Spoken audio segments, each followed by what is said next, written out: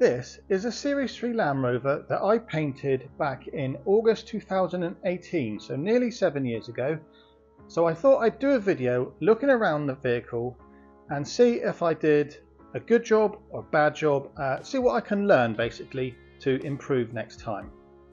In that 7 years, it spent half of its time outside. So this is really quite a good test of the durability of the paint finish. In the repainting of the vehicle, I did a bare metal respray. So I took all the exterior paint off, but it really was just exterior. It wasn't a full restoration, it was just a decent spray job. It's quite an original example, but as it was used as a farm vehicle, there was some dents to sort out, so there is filler in quite a lot of the panels to make it look as straight as I could. It did have a new rear door and 2 new front doors, so we'll have a look closely at those. I'll start off with the reason it's here, and that was some paint bubbles that had appeared in this section here, and I just blasted the material off and I can see holes right through, and that is the reason paint bubbles appeared. If I shine a torch there, you can see where the holes are. Not right through down there perhaps. I'm probably going to replace this section. From what I can remember, this paint job was gun finish. I don't remember doing much polishing on it, if any. And you don't really want to be doing much polishing on a Land Rover because you've got things like rivets and spot welds and things like that make it difficult to polish. Flat surfaces are usually the first thing to show up things like micro blisters, and there is some examples of that. If I can get the camera to show it up, yeah, we just about see it there. It's only in one spot there, but there are smaller versions of that on the top of this wing. It's not too bad, but I'm still a little disappointed about that. The clear coat that I used was PPG D800, and I believe I put 3 coats of that on.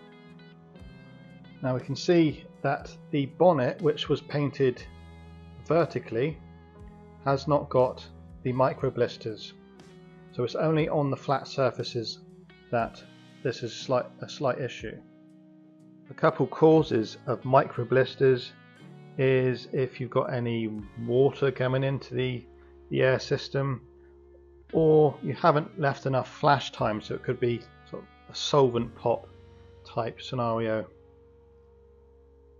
It could also be that I put on too many coats or too thick, and that's one reason why it shows up on horizontal surfaces. Here's a bit of proof that I sprayed it in the vertical position, so I've got a run on that rivet there. And this is a bit of proof that I haven't done any polishing because that is a bit of dust there. The vertical surfaces I'm happy with. I can't see those paint type defects in anything vertical. There was definitely some filler work in this area, and I haven't been able to pick out any filler scratches. I did use a stopper, which is probably the reason. I also left it in high build primer for a couple months to allow the primer to sink into any scratches, and that is 2 things that really make a huge difference when you want to stop scratches revealing themselves later on.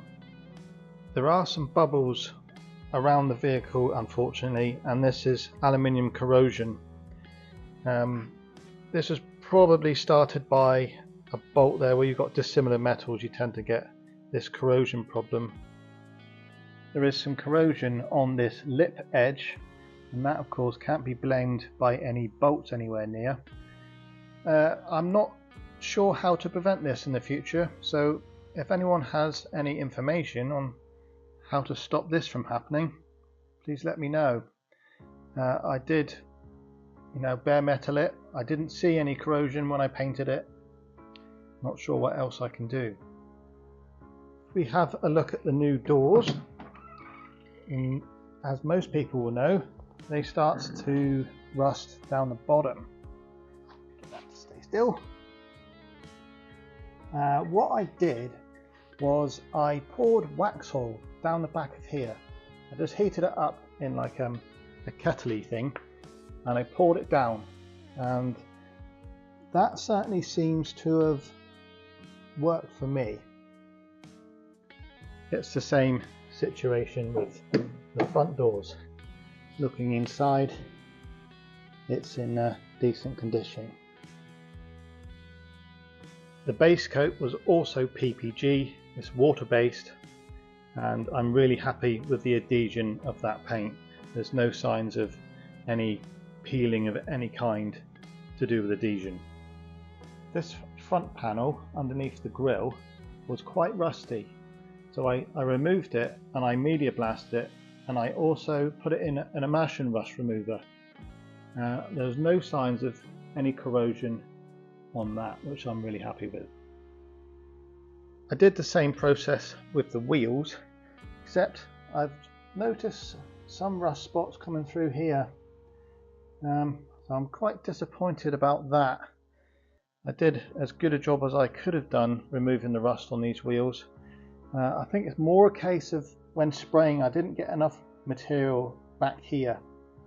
I think that's more the issue. Perhaps powder coating would have been the better option. The underside of the bonnet looks quite good. I media blasted these frame rails. There is a little bit of rust there for some reason. The rest of it looks okay. Unfortunately, I couldn't put this bonnet in the immersion rust remover because it's an aluminium skin and you can't put aluminium parts in that. The bulkhead looks quite good. There's some rust staining here, but that's from the inside of this bracket causing that. There isn't anything to worry about on the outside. I did run some sealant along this water drip channel. Really pleased I did that. That's the sort of place that water would sit and start to rust. Overall, I'd say I'm happy with it. Next time, I think a bare metal aluminium job, I'll pay extra attention to finding any kind of signs of corrosion and media blast those sections. Give me the best chance. The corrosion holes in this wing, I mean, I've got a picture of this I'll show you, and I didn't see anything obvious, but maybe there was something there to spot. I can't imagine those holes happening like that so quickly. Hopefully you've gained something from this video. I don't really do painting anymore, I just do welding, so it's more for passing on the knowledge.